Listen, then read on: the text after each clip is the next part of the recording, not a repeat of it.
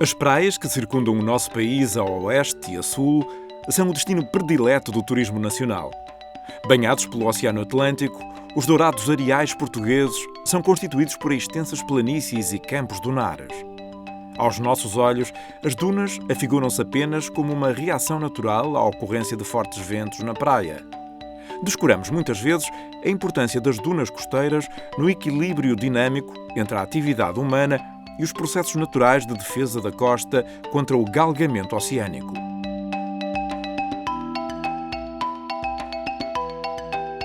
As dunas costeiras são formações geológicas que nascem naturalmente através do transporte eólico da areia que se encontra na praia.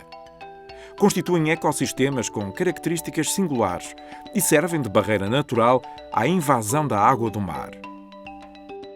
É esta areia que se acumula na praia que, quando é transportada pelo vento que sopra do mar para a terra, essa areia vai migrando para o interior e ao entrar dentro da vegetação, o vento perde a velocidade, diminui a sua velocidade e os grãos tendem a acumular-se junto às plantas.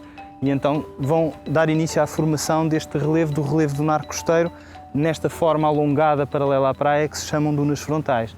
As dunas embrionárias antecedem a formação das dunas frontais.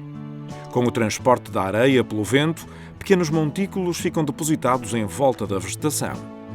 A repetição deste processo natural conduz à coalescência dos diversos tufos entretanto formados, transformando as dunas embrionárias numa duna frontal paralela à linha de costa.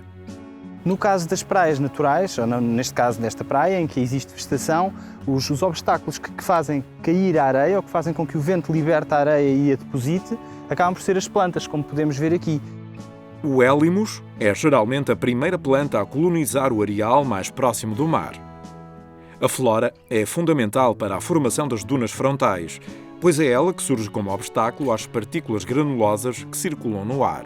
A primeira vegetação que coloniza a praia e que vai dar origem às dunas é uma vegetação muito tolerante ao sal e, portanto, os episódios que ocorrem de galgamento oceânico ou quando o mar, devido às tempestades, sobe mais sobre a praia, não danifica a vegetação porque a vegetação tem muita tolerância ao sal. Temos o Hélimus, que é a primeira planta a colonizar as praias, e podemos ver pequenos montículos de areia depositados atrás da vegetação, e é este o início da duna, e é este o início da formação de uma duna.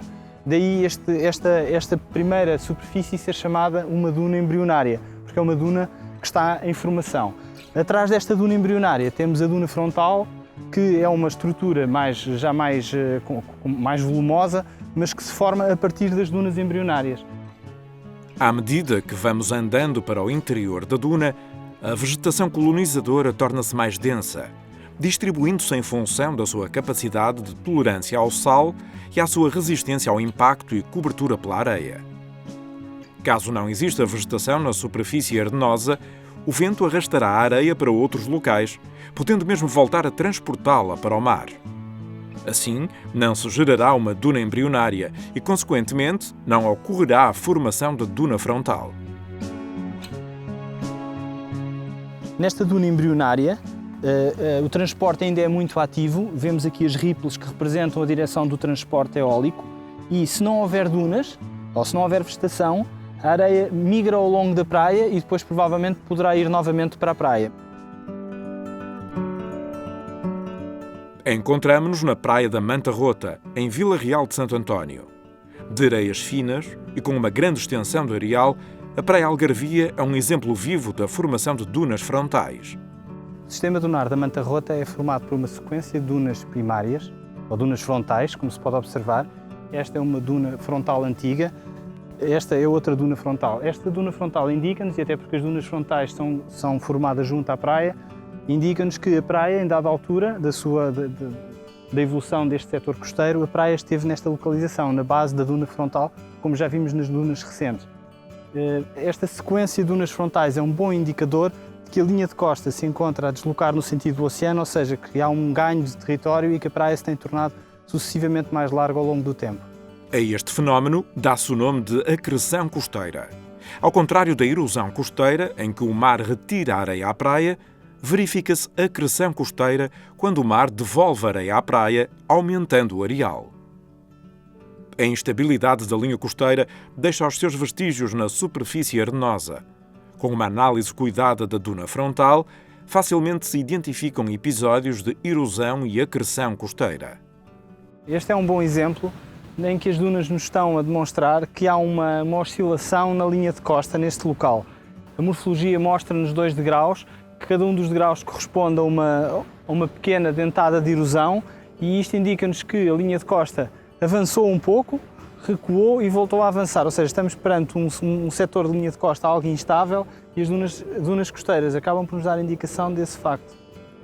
Temos aqui um bom exemplo do nível atingido pela última tempestade, ou pela última tempestade que está registada, onde se vê muitas conchas, e portanto esta cota, que é uma cota que já está a meio da duna, indica-nos que se não houvesse esta duna, o oceano tinha galgado para o interior, e o relevo formado pela duna acaba por funcionar como uma defesa litoral à invasão do mar nos períodos de tempestade. O estudo e a análise da morfologia das dunas revela-se demorado e estende-se ao longo de vários anos. Comparando os dados relativos ao passado, o geólogo consegue traçar a evolução da duna e, consequentemente, prever a posição futura da linha de costa. No areal, utiliza um GPS diferencial para medir o relevo dunar em anos consecutivos. Deste modo, é possível determinar a taxa de acumulação e o seu crescimento ou movimentação. Um dos métodos de estudo da evolução das dunas é tentar medir as variações da superfície da duna ou do relevo dunar em anos consecutivos para tentar perceber qual a taxa de acumulação ou qual o seu crescimento, a alteração que ocorre nas dunas. E para isso pode-se utilizar um equipamento que é o GPS diferencial, e este é um aparelho que permite medir a cota e o posicionamento dos pontos recolhidos com uma precisão vertical na ordem dos 2,5 cm, o que para o caso do estudo das dunas é suficiente.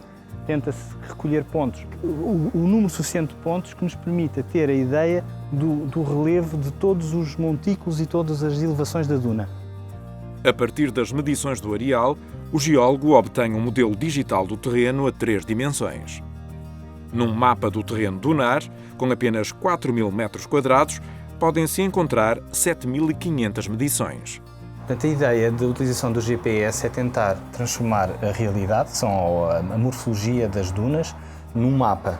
E, portanto, o GPS é utilizado, nós utilizamos o GPS diferencial, que é um GPS de grande precisão, e recolhemos os pontos em cima da superfície dunar, que nos dão não só uma localização exata, com 2 cm de precisão, como dão também a altura a que a duna se encontra. Com este estudo, o objetivo é não só captar a superfície de um ano, como está aqui, mas também captar superfícies de anos sucessivos e para depois, posteriormente, calcular a diferença das dunas de ano para ano e quantificar as alterações da acumulação e de erosão que ocorrem no sistema dunar. As dunas são formações de grande beleza, mas muito instáveis e frágeis. Todo o complexo dunar pode estar em risco quando há situações de demasiado pisoteio e destruição da flora que o coloniza.